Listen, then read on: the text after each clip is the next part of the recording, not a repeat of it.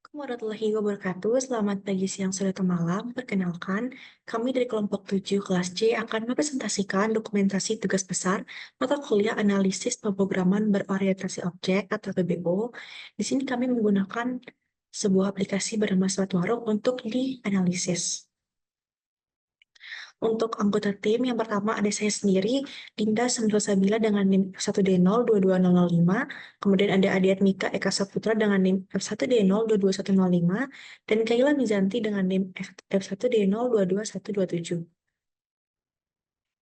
Adapun bahasan pada presentasi kali ini, yang pertama ada introduction, kemudian use case diagram, entity relationship diagram, tabel basis data, class diagram, object diagram, activity diagram, sequence diagram, dan design interface. Untuk bahasan pertama yaitu introduction. Untuk business goal, Smart Warung merupakan sebuah sistem informasi berupa online marketplace yang digunakan sebagai wadah untuk memudahkan transaksi online antara warung-warung yang terdaftar dengan para pelanggan. Untuk product vision, yang pertama, Smart Warung membantu meningkatkan efektivitas dan fleksibilitas. Yang kedua, Smart Warung secara berkala menyelenggarakan promosi obral. Dan yang terakhir, Smart Warung menghemat biaya dan mempercepat waktu pelayanan kepada pembeli. Untuk kebutuhan perangkat dari aplikasi ini, untuk perangkat keras dibutuhkan laptop atau PC, untuk perangkat lunak dibutuhkan XMPP, Google Chrome, Draw.io, Visual Studio Code, dan Figma. Baik, kita akan berlanjut ke diagram yang pertama, yaitu use case diagram. Di sini saya akan menemukannya melalui Draw.io.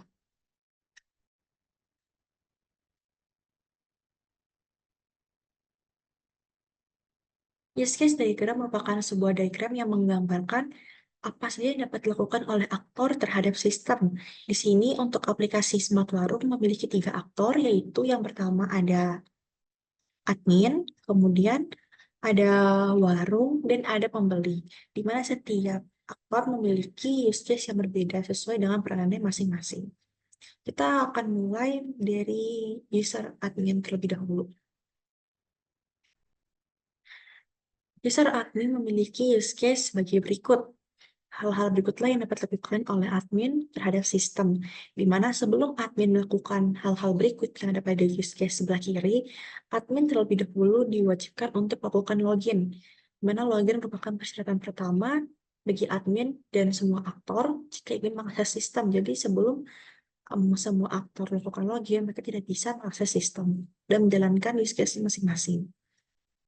Oleh sebab itu, di sini hubungannya adalah hubungan untuk use case sebelah kiri dan login adalah include, karena sebelum melakukan ini wajib terlebih dahulu melakukan login, baru setelahnya dapat mengakses keseluruhan use case ini. Baik, apa sih yang dapat dilakukan oleh admin terhadap sistem?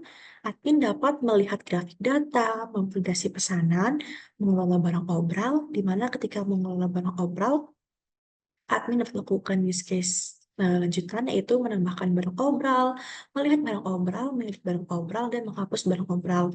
Di sini terdapat extends yang berarti jika admin ingin melakukan 4 use case ini, sebelumnya admin harus melakukan mengelola barang obral terlebih dahulu, di mana 4 use case ini juga bukan merupakan kegiatan wajib. Jadi setelah admin mengelola barang obral, dia tidak wajib untuk melakukan 4 use case di bawah, hanya opsional. Selain itu, admin dapat mengelola data warung. Di sini admin juga dapat melihat KTP pemilik warung, memberi status aktif, dan menghapus warung. Selanjutnya, admin dapat mengelola pendapatan warung. Di sini, admin juga dapat melakukan mentransfer pendapatan warung.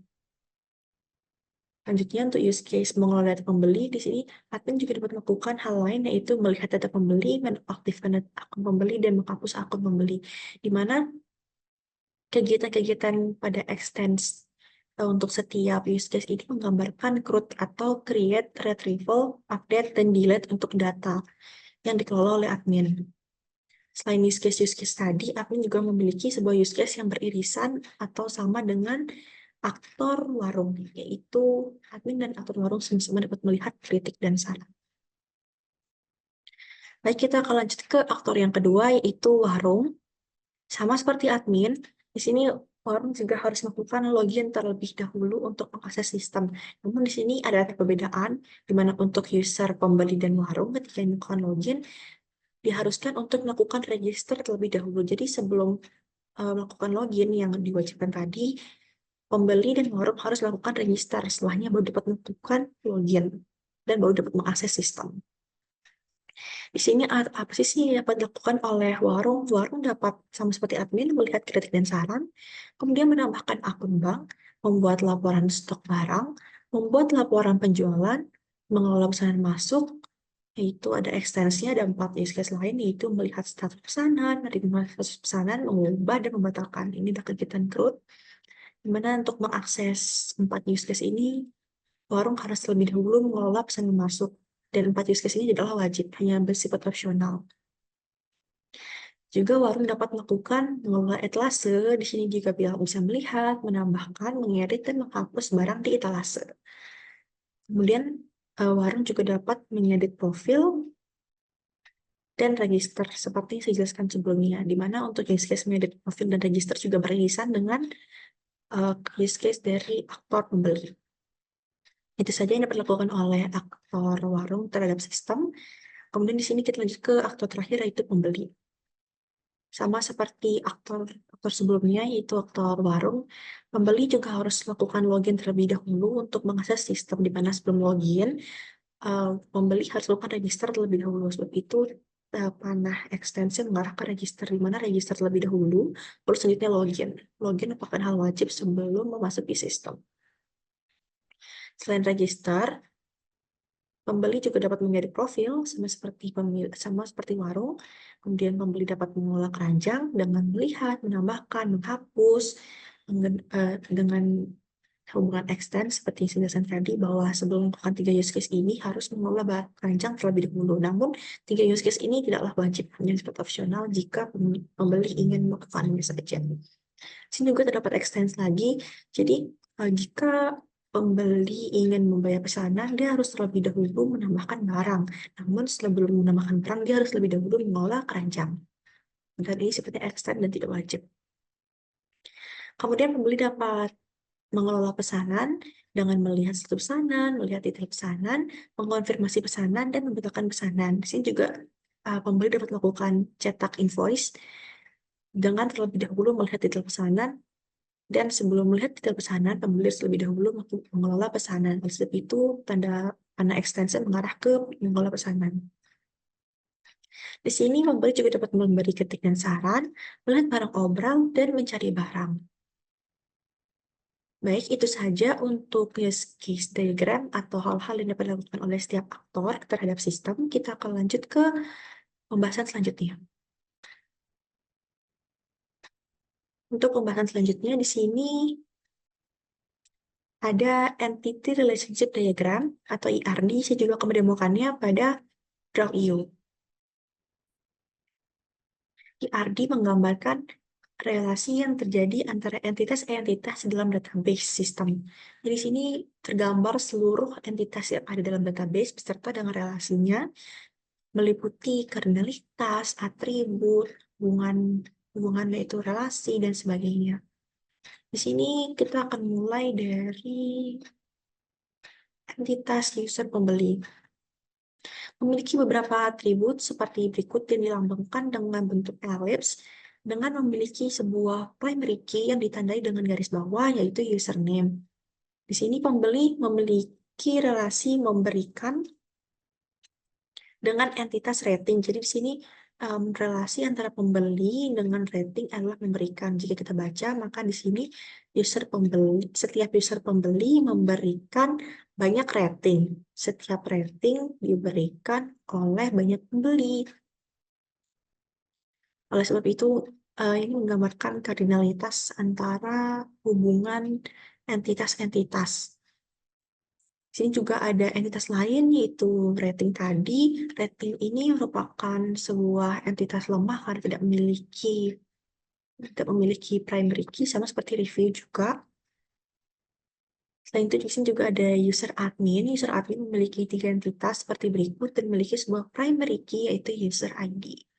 Adapun hubungannya seperti halnya di sini. User admin dapat mengelola ratings. Jadi setiap user admin dapat mengelola banyak ratings dan setiap rating dikelola oleh satu admin. Begitu seterusnya dengan entitas yang lain. Ada entitas komen. Entitas komen memiliki atribut seperti berikut. Ada 2, 4, 6, 8, 9 atribut dan memiliki sebuah primary key yaitu ID komen. Dan memiliki relasinya dengan entitas lain seperti dengan entitas warung. Entitas warung dapat melihat comments dan yang lain-lain. Di sini relasinya lumayan kompleks antara satu entitas dengan entitas lain. Dan setiap entitas memiliki lumayan banyak atribut. Misalnya untuk bank account memiliki atribut, ada 7 atribut, dan memiliki primary key yaitu ID bank account. Warung juga, warung memiliki banyak atribut seperti berikut, dan memiliki primary key yaitu ID. Dia memiliki relasi dengan entitas lain seperti halnya dengan bank account, karena di sini relasinya adalah warung dapat membuat bank account. Jadi setiap warung dapat membuat banyak bank account dan setiap bank account dapat dibuat oleh banyak warung dengan hubungan banyak ke banyak atau many to many. Selain itu ada juga entitas invoice memiliki atribut seperti berikut, memiliki primary key yaitu ID. Transfer juga memiliki banyak atribut dan memiliki primary key ID. Items juga memiliki banyak atribut dan memiliki primary key berupa ID. Di sini terbentuk sebuah tabel baru yaitu detail invoice yang merupakan hasil dari relasi many to many, mana di sini detail invoice memiliki atribut seperti berikut dan memiliki primary key bernama ID invoice. Kategori juga sama, memiliki 2 atribut yaitu ID dan name dan ID sebagai primary key. Dan terakhir ada cards yang memiliki 2 atribut yaitu ID dan username dengan ID sebagai primary key. Baik, itulah merupakan relasi antara tiap entitas dalam database yang digambarkan melalui IRD. Untuk lebih jelasnya nanti akan dijelaskan juga terkait dengan struktur tabel data. Akan terlihat lebih jelas terkait tiap atribut pada setiap tabel. Jadi untuk relasinya dapat digambarkan pada IRD seperti yang sudah saya jelaskan tadi. Baik, cukup untuk penjelasan IRD, kita akan lanjut ke penjelasan selanjutnya. Setelah IRD, kita akan membahas tabel basis data. Tabel basis data ini dapat kita lihat pada localhost phpMyAdmin. Jadi di sini saya mempunyai database bernama smart_warung yang memiliki 13 tabel. 13 tabel ini adalah mewakili setiap entitas. Kita akan mulai dari tabel bank account.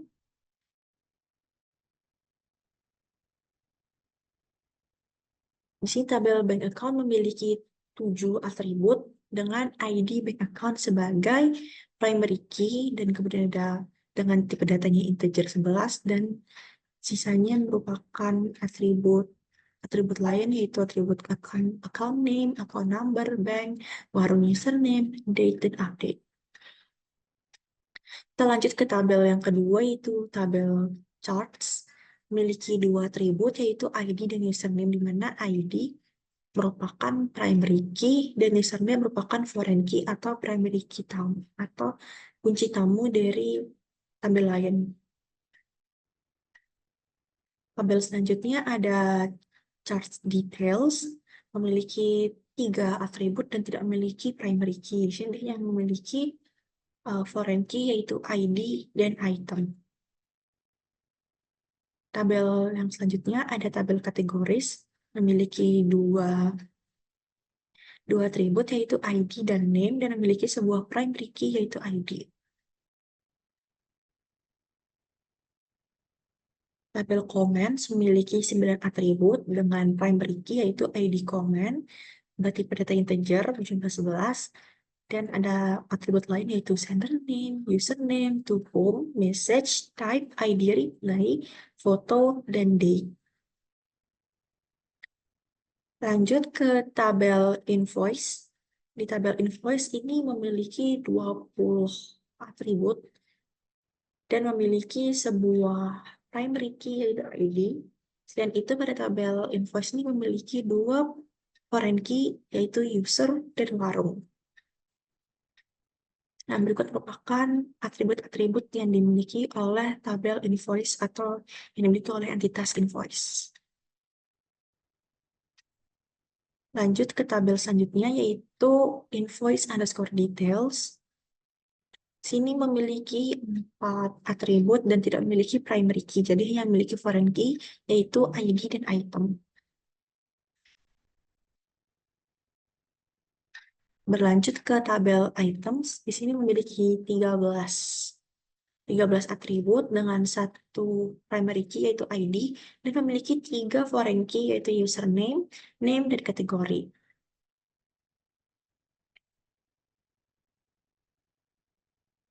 Table ratings memiliki 3 atribut namun tidak memiliki primary key, hanya memiliki 2 foreign key saja yaitu username dan item.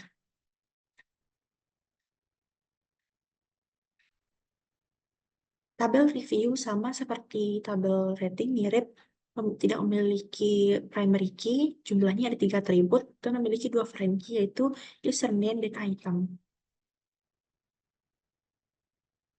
Kita lanjut ke tabel transfer, memiliki 6 atribut dengan ID sebagai primary key.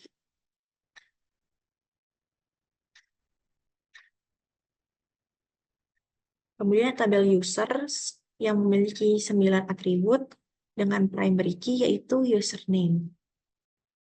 Bertipe data varchar berjumlah dengan batas 255 karakter. Dan untuk tabel yang terakhir, kita ada tabel warung yang memiliki 11 atribut dengan ID sebagai primary key dan username sebagai foreign key. Baik, itulah terkait dengan tabel basis data. Kita akan lanjut ke pembahasan selanjutnya. Kemudian ada class diagram. Class diagram ini menggambarkan keseluruhan isi dari sistem. Di sini kelas diagram berisi seluruh kelas yang di dalam terdapat atribut dan metode. Untuk kelas diagram sendiri, karena ini merupakan kode igniter, jadi di sini ada 3, yaitu MVC, yaitu models, views, dan controllers. Untuk CI views-nya sendiri berisi form-form yang ada pada aplikasi ini, yaitu home, kategori, wixel, rekomendasi, chart, hubungi, login, register, dan register underscore warung. Kita akan mulai penjelasan dari CI model lebih dahulu ya. Dan oh ya, untuk ketiga elemen ini, MVC ini saling berhubungan satu sama lain. Untuk CI models, yang pertama ada kelas bernama review model. Kelas review model ini memiliki 3 atribut, yaitu username, item, dan review, dan memiliki 4 metode, yaitu store, get, isAccess, dan isAccess user. Untuk kelas selanjutnya ada kelas warung model yang memiliki atribut-atribut seperti berikut: ID, username, place ID, lat, link, address, status, KTP, alasan, is active, dan update at. Dan memiliki sebuah function yaitu get users warung. Untuk charts model juga memiliki 2 atribut, yaitu ID dan username, serta memiliki beberapa metode yaitu store, get all, get card, get one shop details, store details, update, dan update details. Lanjut ke kelas invoices models, memiliki atribut seperti berikut, dimulai dari ID hingga date, dan memiliki metode yaitu store, store details, delete chart details, get all invoices, get invoice details items, dan get invoice details. Lanjut ke kelas users model, memiliki atribut yaitu name, username, password, phone, email, role, photo, is active, cast, dan alasan. Serta memiliki beberapa metode yaitu store, invoice warung Grab, invoice bayar Grab, dan sebagainya hingga get warung.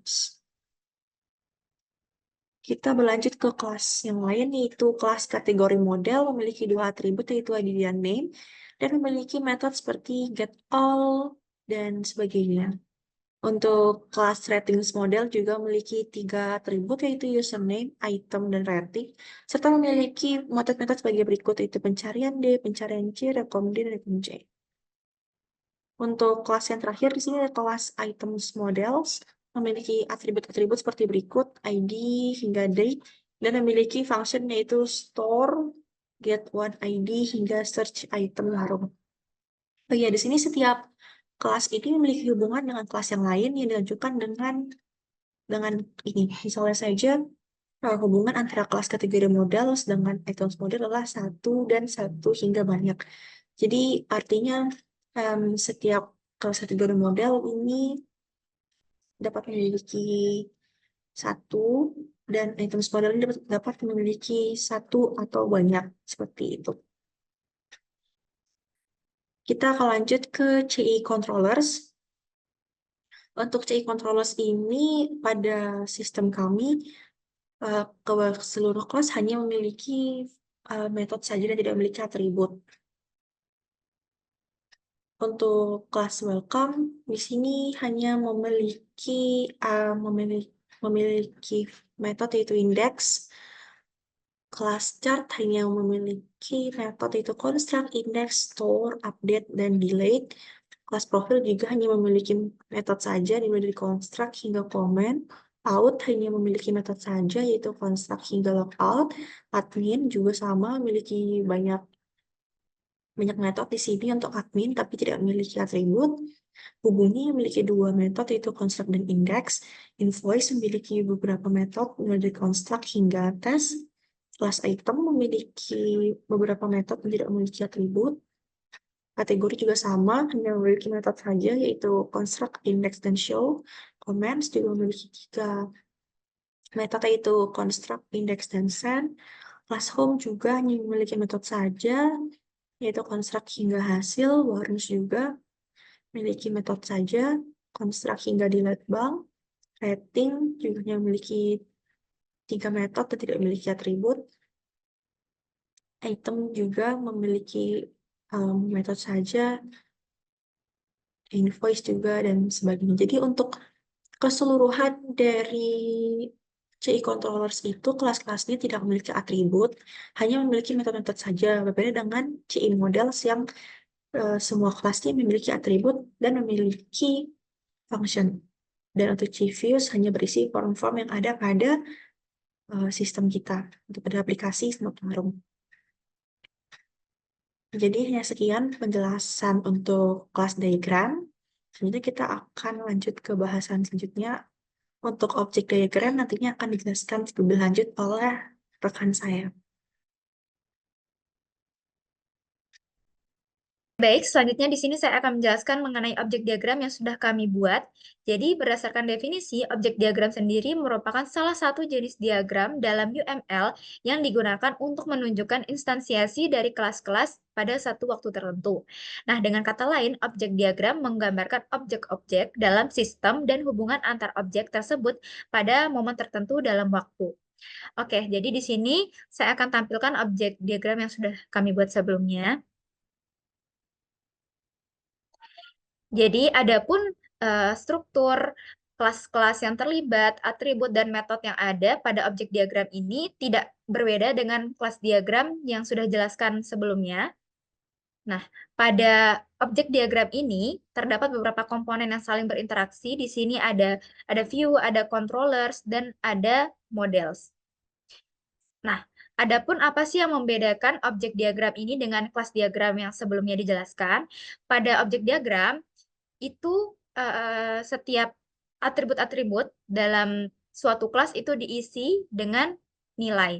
Jadi sebagai contoh, misalkan pada kelas review model, di sini ada 3 atribut, diantaranya ada username, ada item, dan ada rating, yang masing-masing diisi dengan nilai. Untuk username itu Dinda, lalu itemnya itu Indomie dengan rating 4. Nah, contoh yang kedua, misalnya di sini ada kelas user model. User model ini pada atribut name itu diisi dengan nilai pembeli, lalu username-nya diisi dengan Dinda, passwordnya itu 123, fontnya 089510704917 dengan email dinda@mail.com, dan role-nya ini diisi 1, lalu fotonya, dan is active cache di sini diisi 1. Nah, contoh lagi misalnya di sini ada item model. Untuk atribut ID-nya itu diisi dengan nilai 3, lalu username-nya itu Dinda, NIM-nya itu Indomie goreng dengan kategori makanan, stoknya itu 50, price-nya 3.000 dengan diskon 5%. Di sini ada juga is week sale diisi dengan no, dan atribut date week sale dengan nilai 0. Oke, mungkin itu dia mengenai objek diagram, karena mengenai kelas-kelas yang ada seperti welcome, card, profile, hubungi, dan lain-lain, itu mengenai metode ataupun atributnya itu sudah dijelaskan pada kelas diagram. Nah, selanjutnya di sini saya akan menjelaskan mengenai activity diagram. Jadi, berdasarkan definisinya, activity diagram merupakan rancangan aliran aktivitas atau aliran kerja yang digunakan pada sebuah sistem yang dijalankan. Nah, di sini kita sudah membuat activity diagramnya.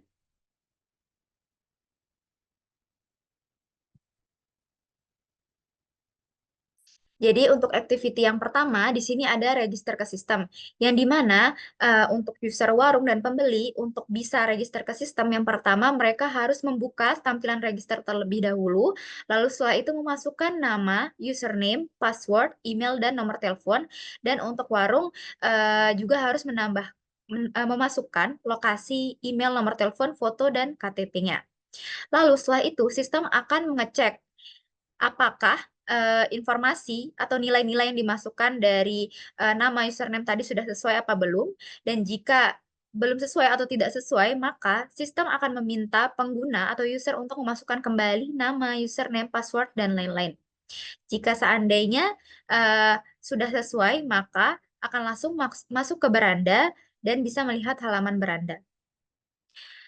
Nah, untuk activity yang kedua yaitu login ke sistem, yang dimana di sini all user yaitu ada warung, ada pembeli, dan ada admin itu harus membuka tampilan login terlebih dahulu. Lalu setelah itu melihat halaman beranda, lalu masukkan username dan password, dan di sini sistem akan mengecek apakah sudah sesuai atau belum. Jika belum, maka sistem akan meminta untuk memasukkan kembali username dan passwordnya. Jika sudah sesuai, maka akan langsung masuk ke beranda dan bisa melihat halaman beranda.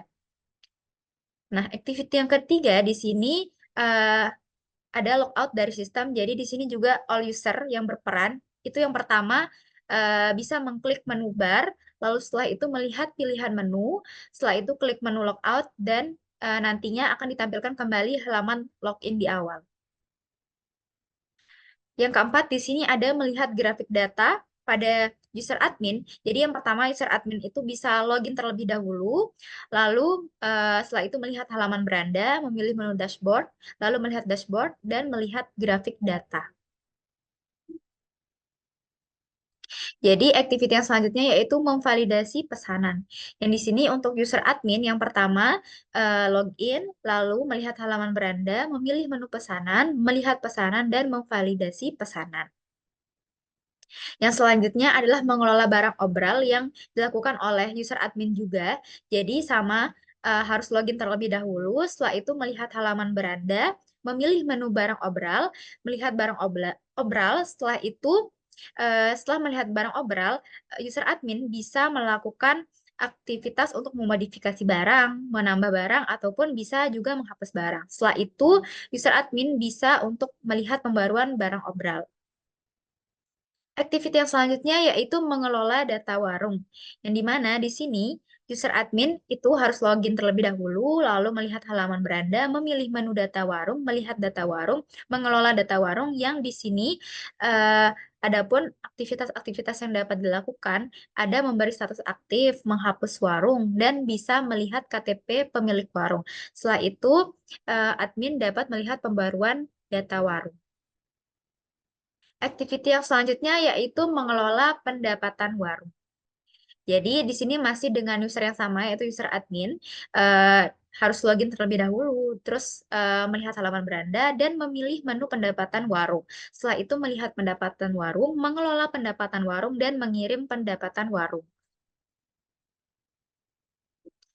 Activity yang selanjutnya yaitu mengelola data pembeli, yang dimana di sini setelah melihat halaman beranda, admin memilih menu data pembeli, setelah itu melihat data pembeli, yang dimana di sini admin dapat untuk menonaktifkan akun pembeli ataupun menghapus akun pembeli. Setelah itu admin bisa melihat pembaruan data pembeli. Nah, setelah itu di sini ada kritik dan saran yang dimana di sini activity-nya bisa dilakukan oleh admin ataupun warung, yang dimana di sini kedua user tersebut tentunya harus login terlebih dahulu, setelah itu melihat halaman beranda, lalu memilih menu kritik dan saran, dan setelah itu bisa melihat kritik dan saran. Nah, di sini ada activity mengedit profile yang dapat dilakukan oleh user warung, yang dimana di sini sama, untuk semua user itu harus melakukan login terlebih dahulu, setelah itu melihat halaman beranda, lalu memilih menu profile, melihat profile, dan mengedit profile. Selanjutnya di sini ada mengelola etalase yang dilakukan oleh warung juga. Setelah login, warung dapat melihat halaman beranda. Setelah itu dilanjutkan dengan memilih menu etalase, melihat etalase yang dimana pada tahap ini warung dapat melakukan modifikasi barang ataupun menambah barang ataupun jika mau warung bisa menghapus barang. Setelah itu warung memperbarui etalase dan melihat pembaruan etalase. Activity selanjutnya adalah mengelola pesanan masuk yang dilakukan oleh warung, yang dimana di sini warung harus memilih menu pesanan masuk, lalu bisa melihat status pesanan masuk yang dimana pada tahap ini warung dapat menerima pesanan, membatalkan pesanan, ataupun mengubah status pesanan. Setelah itu memperbarui pesanan dan melihat pembaruan pesanan. Selanjutnya di sini ada membuat laporan penjualan. Jadi warung itu untuk semua user ya harus login terlebih dahulu, setelah itu melihat halaman beranda, memilih menu pembukuan, melihat halaman pembukuan, membuat laporan penjualan, dan nantinya akan menerima laporan penjualan. Yang selanjutnya, di sini ada membuat laporan stok barang. Jadi, warung itu nantinya memilih menu pembukuan juga, yang dimana di sini akan ditampilkan halaman pembukuan, lalu memilih menu stok, dan membuat laporan stok barang. Nantinya warung juga akan menerima laporan stok barang. Aktiviti yang selanjutnya yaitu menambahkan akun bank pada warung. Jadi setelah warung login, melihat halaman beranda, lalu setelah itu warung memilih menu bank. Yang dimana di sini setelah memilih menu bank, tentunya akan ditampilkan halaman daftar bank. Setelah itu warung bisa menambah akun bank. Selanjutnya di sini ada activity mengedit profile yang dilakukan oleh user pembeli. Jadi pembeli setelah login ke sistem, setelah itu bisa melihat halaman beranda, dilanjutkan dengan memilih profile, melihat profile, dan mengedit profile. Aktivitas selanjutnya yaitu mencari barang yang dilakukan oleh pembeli juga. Setelah pembeli login, melihat halaman beranda, dilanjutkan dengan mencari barang dan melihat hasil pencarian barang. Aktiviti yang selanjutnya yaitu melihat barang obral yang dilakukan oleh pembeli. Jadi, pembeli setelah login melihat halaman beranda, lalu memilih menu barang obral dan nantinya bisa melihat barang yang diobral. Aktiviti yang selanjutnya yaitu mengelola pesanan. Jadi, nantinya pembeli memilih menu pesanan, lalu melihat pesanan, melihat status pesanan, yang dimana pada tahap ini pembeli bisa mengonfirmasi pesanan, lalu melihat detail belanjanya, dan membatalkan pesanan. Setelah itu bisa mencetak invoice. Selanjutnya ada activity mengelola keranjang yang dilakukan oleh pembeli. Jadi nantinya pembeli itu memilih menu keranjang, setelah itu melihat keranjang dan mengelola keranjang, yang dimana aktivitas dalam mengelola keranjang ini bisa menambah barang ataupun menghapus barang.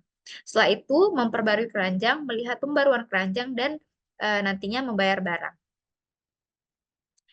Aktiviti yang selanjutnya yaitu memberi kritik dan saran yang dilakukan oleh user pembeli. Jadi setelah pembeli login melihat halaman beranda, lalu memilih menu hubungi kami, melihat form hubungi kami, dan yang terakhir memberi kritik dan saran. Oke, mungkin itu dia tadi mengenai activity diagram. Untuk penjelasan selanjutnya akan dilanjutkan oleh teman kami. Oke, baik. Perkenalkan, nama saya Adat Mika Eka Saputra. NIM saya F1D022-105 dari kelas APBO C. Jadi, saya akan menjelaskan desain interface dari sistem yang kami analisis. Baik, ini contoh desainnya. Ada pertama yang saya akan jelaskan adalah detail laman detail produk. Di sini terdapat header, main, dan footer. Nah, di sini di headernya ini ada menampilkan logo dari Smart Warung, lalu disusul oleh pencarian, langsung ada profile dan ada card, menu card. Lalu di sini ada pilihan navbar, yaitu home, kategori, obrolan mingguan, rekomendasi, keranjang, dan hubungi kami untuk menghubungi admin dari aplikasi ini. Oke, selanjutnya di bodinya pertama ada di sini kan detail produk.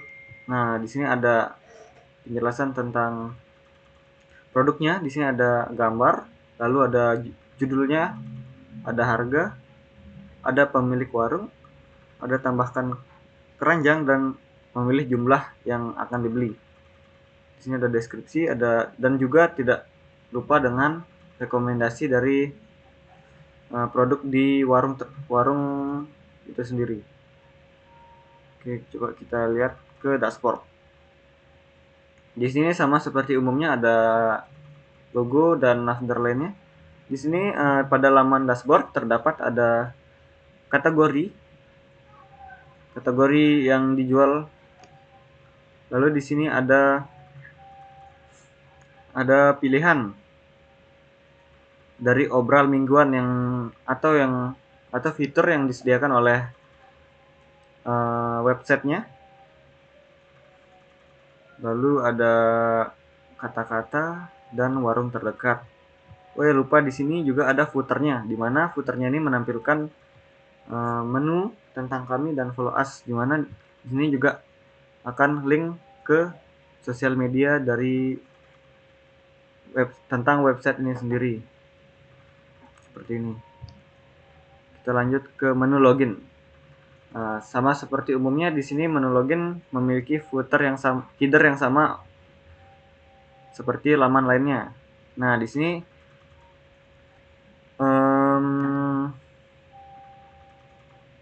pemilihan loginnya, pemilihan box loginnya itu ada di tengah center, lalu ada username, ada password yang bisa diinput oleh user.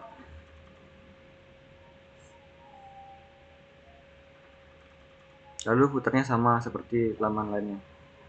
Coba kita lihat ke kategori. Nah, ini desain interface dari kategori. Terdapat mainnya nih kategori. Di sini ada navbar ya, navbar atau kategorinya. Jika kita memilih salah satu dari kategori ini, maka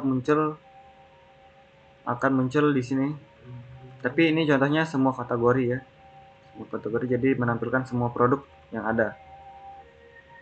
Lalu ada menu hubungi admin. Di sini ada kontaknya yang bisa dihubungi. Lalu di sini ada box untuk menghubungi secara atau dari websitenya langsung. Di sini ada nama lengkap, username, upload bukti, dan ke sana. Dan di sini juga ada menu cart, di mana ini adalah menu untuk menampung atau melihat apa saja yang sudah diorder oleh pelanggan. Di sini ada headernya seperti biasa, sama seperti yang lainnya. Lalu ada menu untuk melihat keranjang yang sudah dipesan apa. Di sini contohnya tidak ada barang yang dimasukkan ke keranjang. Lalu di sini ada untuk perbarui keranjang. Lalu di sini ada menampilkan total harga atau total yang harus dibayar. Di sini ada total diskon. Footernya sama seperti yang lain. Coba kita ke menu profile.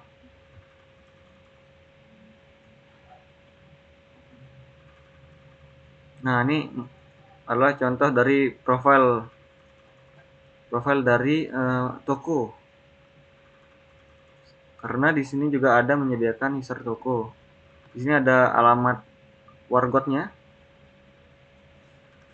Ada alamat yang bisa langsung connect ke Google Maps. Di sini ada etalase tokonya, apa aja yang dijual oleh toko tersebut. Lalu di sini ada profile tokonya, ada nomor dan email. Lalu kritik saran yang bisa diinputkan oleh pembeli terhadap toko.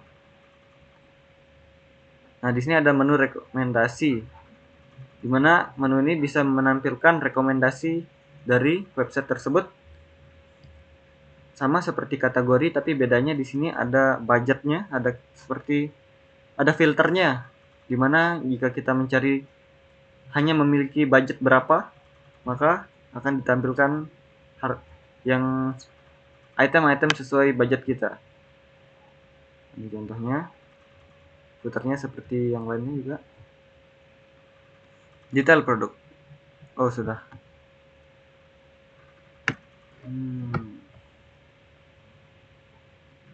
Oke.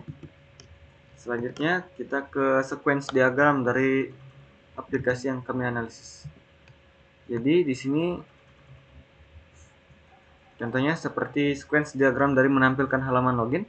Di sini user akan meminta halaman login atau membuka halaman dari login tersebut.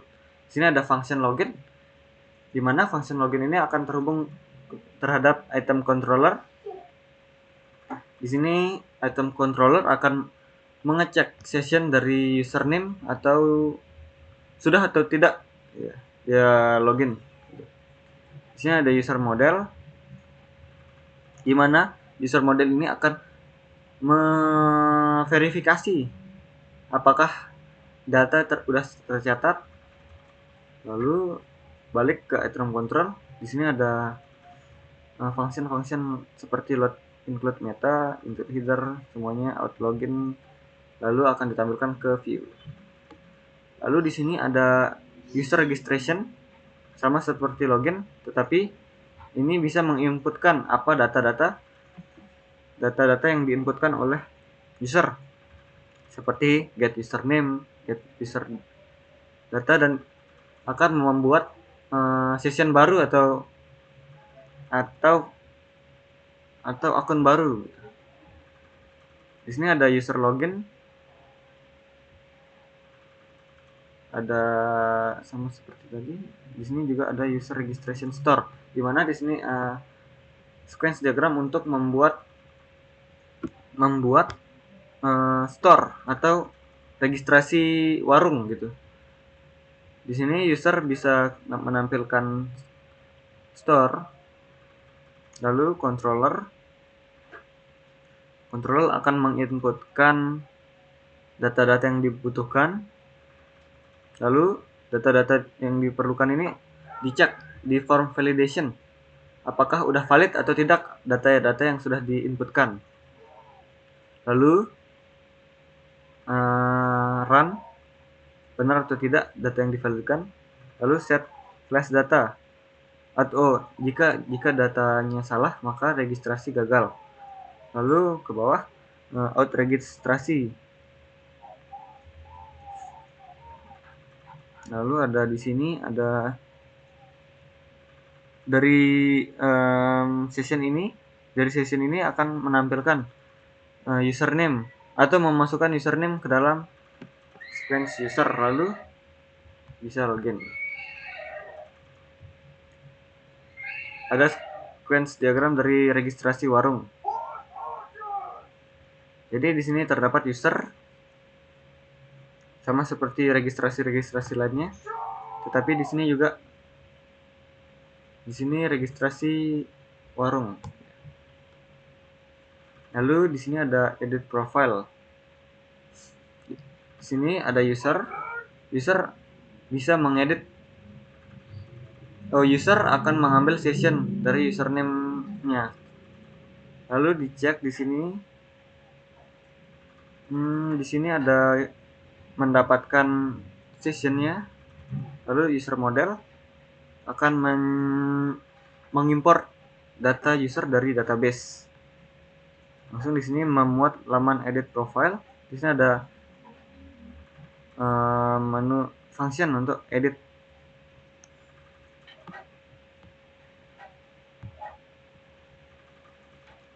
Di sini ada sequence diagram dari store item, di mana user bisa mengedit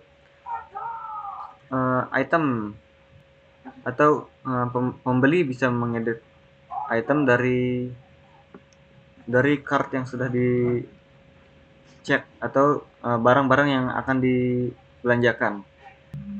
Lalu di sini ada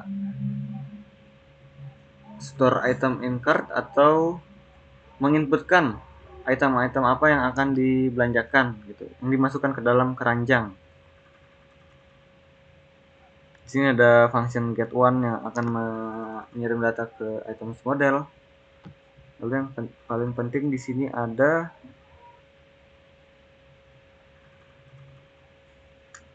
menu,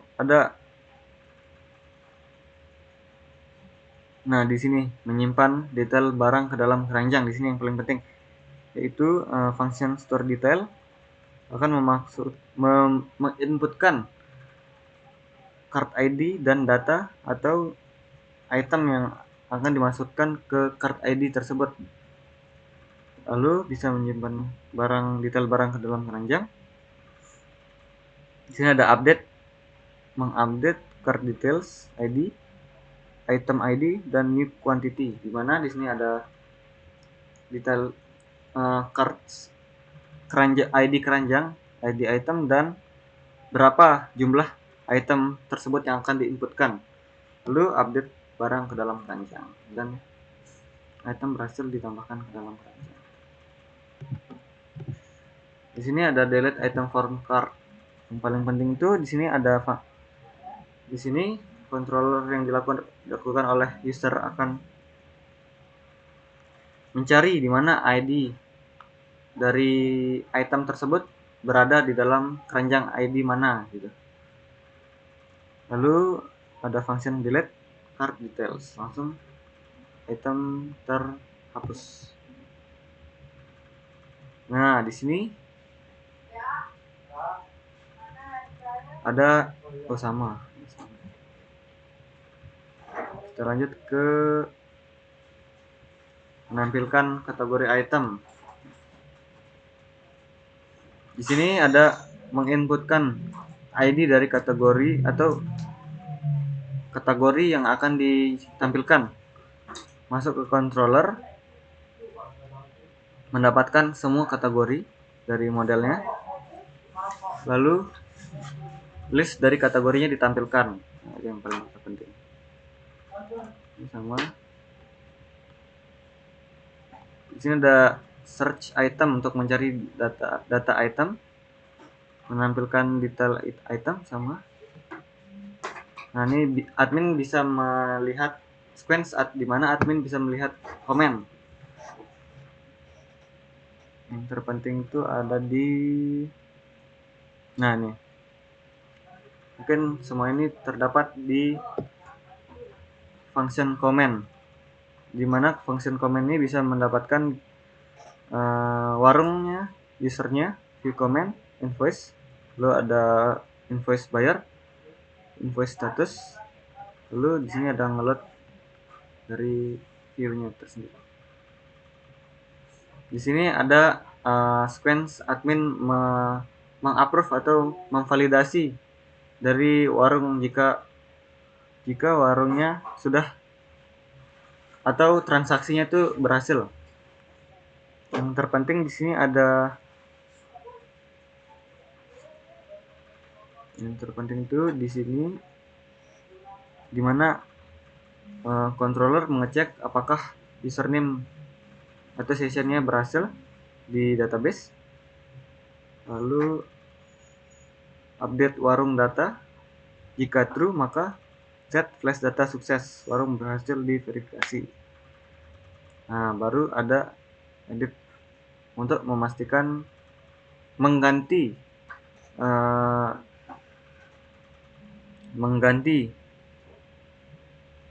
variabel dari approve warung,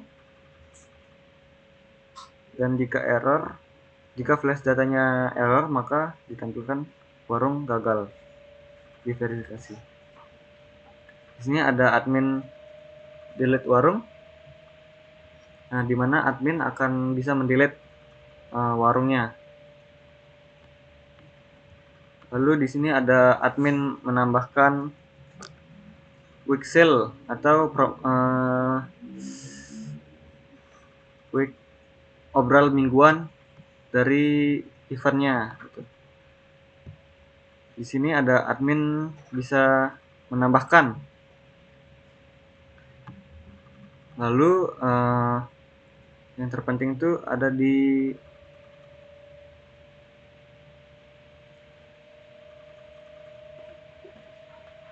di sini. Di sini ada mendapatkan usernya, mendapatkan warung, ada invoice-nya juga, dan ada buyer graph.